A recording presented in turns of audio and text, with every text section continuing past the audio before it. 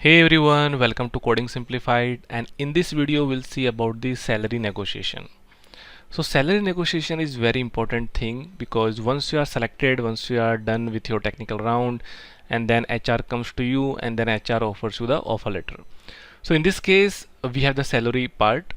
Now many times people just don't do much focus on the salary negotiation. They accept whatever it is. So the point is that this is again a very critical component, and again we should little bit focus on this part, right? That whether there is a possibility of salary negotiation or whether you are getting the actual right salary as per your new offer or not, right? So that's what we'll see in this video. So let's see one by one that what all it comes into salary negotiation. So the point is that whatever salary you are getting in the offer letter, whether that is really good or whether that is a good offer or like average offer or not so much good offer, right? So all these things basically comes if you have the data points. So data points are always necessary so that you can compare. You can compare with the different aspect, and then you will be aware that okay, what is going on around and whether you are getting the actual salary or not, right? So let's see what all are the things that we have to care whenever we are starting the salary negotiation. So what I say that before you negotiate the salary with your HR, before that you have to do all this thing. You have to basically prepare for that, right? So the first important point is know all components in your offer letter, because many companies only have the base salaries, right? Like I know some of the companies but I won't tell the names. So these companies only offer in the base. They say okay, you will get this base and that's it. But some of the companies they also offer the stocks as well, like many companies like Adobe, Microsoft, Amazon, Google, companies which are listed in their respective their Sensex or their Nasdaq. So basically they offer the stock amount as well, right? According to band as well, you might get, you might not get. But so you have to know that whether you are getting the stocks amount or not, because stocks amount is such a critical component that at a time once you go higher in the ladder, the stocks will be the maximum amount that you will get as part of salary, and the base will be the minimum amount, right? So you have to take care, you have to see that whether you are getting the stocks or not, and if you are getting the stocks, then it means that's a huge plus, right? Then see that whether there is any variable or not. Now variable bonus, it's just that like after completing 1 year or like in every appraisal cycle you get some bonus. So bonus can be like, let's say it can be up to 10% of your basic salary, or it can be 5% of your basic salary, or it can be up to 20% of basic salary, right? So you have to know that whether you are getting the salary, the bonus variables or not. So some company offer bonus variables, some company offer don't. Now we have the joining bonus as well. So also see that whether you are getting the joining bonus or not. Now again it depends on the company to company, but nowadays like most of the companies offer joining bonus because they want to lure the people, they want to attract the people, so that's why they offer the joining bonus. Now also let's see the other benefits whether you are getting or not, or what other benefits it is there in the offer letter. Like apart than the variable bonus, joining bonus, some companies also offer the annual bonus as well. So that's like you can figure out. Then some of the companies offer the car lease options as well. They provide some various gift as well, right? So basically the point is that you have to know all the components in the offer letter, that what you are getting there. So why I'm saying that, let's say if out of the five company, let's say company is giving like these four options. They give base salary, they give the stocks, they give the variable bonus, they give the joining bonus. And the point is guys that like you can say that hey, it's new company, how would I know that what company offers? So you have to search the different sites that what actual the offer letter. Let's say if you are getting the offer letter of Adobe, or if you are getting the offer letter of Amazon, then in Amazon they offer the base salary, they offer the stocks, they offer the, let's say, joining bonus as well they offer. So it means you have, so these things you can get from the various sites. You can get from the Glassdoor, you can get from the LinkedIn, or you can get from different sites, like, so you can just search on the internet and you can find out. So once you have searched, then you then see that out of four component, are you only getting one? Like, are you not getting stocks, or are you not getting variables? So let's say if you are not getting stocks but you are only getting the base, so it means then you can compare, then you can say to HR that hey, why I'm not getting stocks, right? Or let's say if it is a valid reason that okay, in your band we don't give, so that is thing. But let's say if it is, if they give in the band and you are not getting this, then you have to basically tell them that hey, why I'm not getting the stocks, right? So this is again the, so why we have to know, so that we are aware that whether we are getting the whether we are getting the all the components or not, right? Now again guys, the very important point of the salary negotiation is that it depends on what salary you are drawing last company, right? So let's say if in your last company you have, let's say 10 lakh annum, and there is another guy who is getting the 30 lakh, right? So in this case, the person who is getting the more package definitely will get the more thing, right? So it can happen that the two persons are going on the same on the same level, same level experience it is, but because the other person has the more package in the last company, definitely he will get the more package. So generally company gives the package based on your last package, what you're offering. Like 90% the company gives what you're offering in the last. Very rare companies like give, okay, like we have fixed, let's say even if you have that 3 lakh, or even if the person is 15 lakh, let's say, so 15 lakh will reach to 40 lakh, 3 lakh person will rarely reach to 40 lakh, right, in one go. So the point is that it depends on the what are the last package you're offering. So generally the calculation you might have here, you might hear from the HR that hey, it was your last package, so based on the last package they give, right? And it's a truth that based on the last package they give this. But with knowing that, we can try from our best, right, that whether there is a scope of salary increase or whether there is a scope of salary negotiation.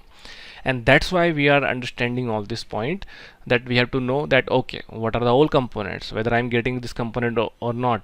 So you can basically put your point that hey, why I'm not getting joining bonus, all other people are getting joining bonus, like, right?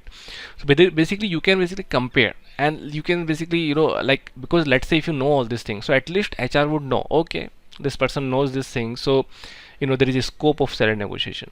So this is the first point, right? You have to know all components, that what you are getting in the salary. The second point is that you have to know average salary of your band in your new company. And I know guys, it's a little bit difficult, but nowadays that there are various sites who kind of offer all this thing. If you search, if you research, then you will get something. So let's say if you are going in Amazon, and if you have HD2 or if you have HD3, so basically you can know that what is the average salary in HD2 level, right? And according to that you can compare that what is, say, you are getting, like. So generally it, like as I said, it depends on what salary you are drawing last time. But again, like, it should not happen that you are getting a very less amount, right?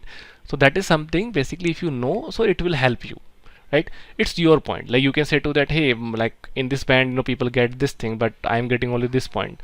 So let's say if there is a scope, so HR can directly say that hey, your package was not that good in last company, we are already offering you like 30%, 40%, right? So we can't give more than that. But let's say if you give, so at least you are basically, you are well aware that how it is happening, right?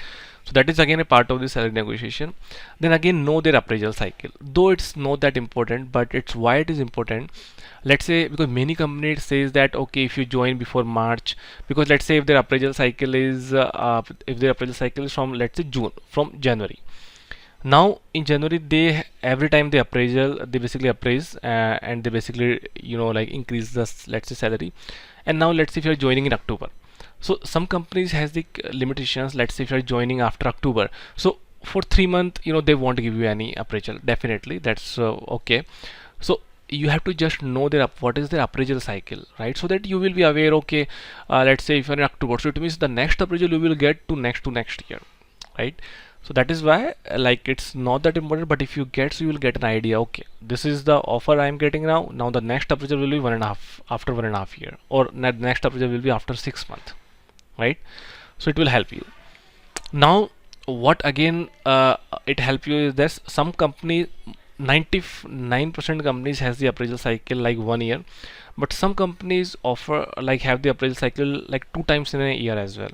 So for that case, like if it is a twice in a year, that's very good because you will get the more salary, you will get the more appraisal. But let's say if it is a once in 2 year, then that will be bad, right? So I know some of the companies who do like who appraise like once in a 2 year, so that is not good because you will get the offer, you will get the appraisal after 2 year, right? So generally these companies are not good. 1 year, it's definitely, it's kind of, it's industry standard, so it will help you. And this thing, you can get from the internet, you can get from the HR itself, because you can ask to HR that, hey, how, when do we have the appraisal cycle in general, right? So it's your right to ask all these things, so definitely it will help you. Now, no average increment in the company, so it will give you an idea that what increment we get average, and then you can basically negotiate. This is again not that critical component, because even if you know the average increment, it won't help you much. But let's say if you get, so you will get an idea, okay, here the average increment is only, let's say 3%, or let's say only 5%, so that is not good. But let's say if average increment is 10%, so industry standard is around 10%, so that will give you an okay, that okay, like average increment 10%, so it will be good for me, right? So again, it will give you a clear idea. Now compare with from your last pay as well, that whether you are getting the correct increment or not. So let's say out of after considering all this point, and you are getting like, let's say more than 25 or 30%, then it's kind of industry standard that if you are getting 30%, more than 30%, then that is kind of good, right? That you are getting the good increment. But let's say if you are only getting a 10% increment, so that's not that quite good, right? So in this case, so you can basically argue with your HR that, hey, I'm only getting 10%, right? So basically you can ask, and then definitely if you'll say some this kind of stuff, so HR will think about that, right? So always compare, and it's again on you as well, because let's say if you're only getting 5% increments, or let's say 10%, so there is no point of joining, right? So basically you have to compare from the last pay, and then according to that you can negotiate with your HR. Now this is again very critical component, and this is basically, let's say if you have multiple offers, so you can take advantage of this, and then you can negotiate with the HR. Let's say you went for a company and you selected there. Let's say you got selected in Amazon. Now after that, Amazon provided you some X amount of offer. Now you are in notice period, or you are like there, and then you again, and then you selected in Microsoft as well. So in that case you can negotiate, and let's say Microsoft is giving equal amount of the Amazon, so you can say that, hey, Amazon is already giving me this, there is no point of joining you. So then in this case Microsoft HR will think about that, and then they can increase your pay, right? Similarly it can apply to any company, whether if you are going to any company. So basically if you have already offer letter, this is only applicable for those people who have offer letter.